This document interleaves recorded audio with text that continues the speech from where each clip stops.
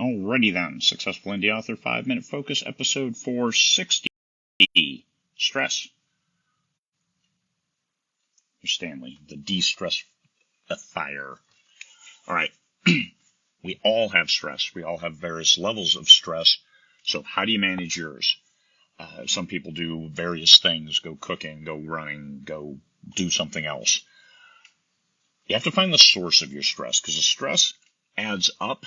It's not linear in that you have one thing that then builds and builds and builds.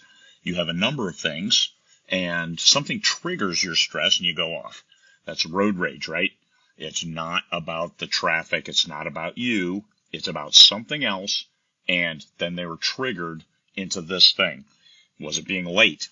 Why didn't they leave earlier? What happened in their lives that they couldn't control? And generally, this is what it's all about.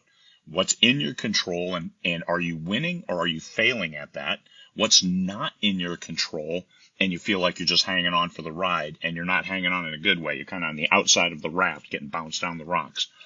How does that make you feel, and what can you do about it? And this is some people stress out about absolutely everything, and there's a lot of stuff that's not in your control, and there's nothing you can do about it. How can you deal with that in a healthy way? And no, drinking is not the first answer.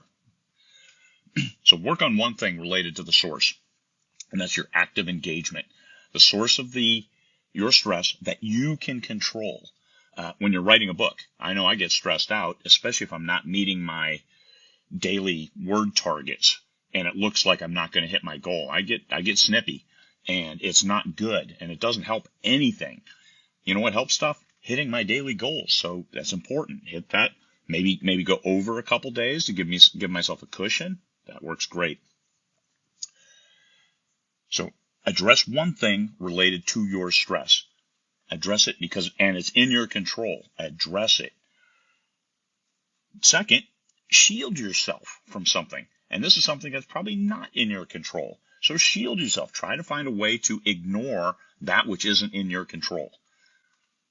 I know it's hard, but try to find a way that takes your mind off, here's what's not in my control, and put your mind on what is in your control. Prioritize what is immediate and what isn't.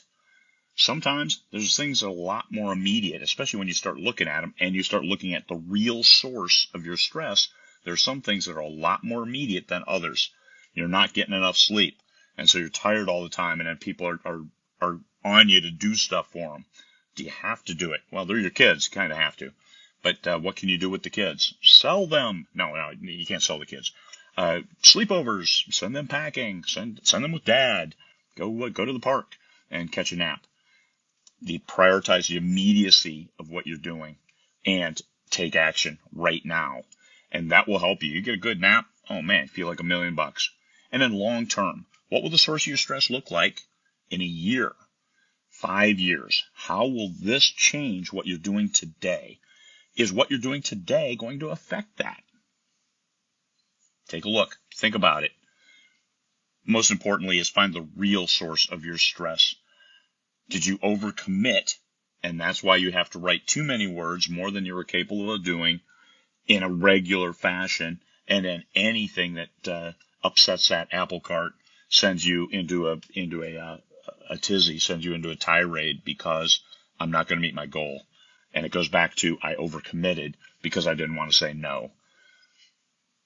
Long term, sometimes it's okay to say no because you don't want to overcommit. You've got to leave yourself some slack time in which to do what you need to do.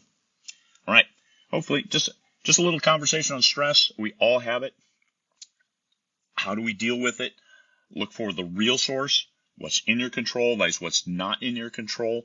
Take action on what's in your control, just one thing, starting off with. Then the immediacy, what do you have to do now? And then finally, how's that going to change in a year, 5 years? And if nothing's going to change anything, well then, it shouldn't be your source of stress. You can push that aside because you're looking long term. It doesn't matter. There you go. Peace, fellow humans.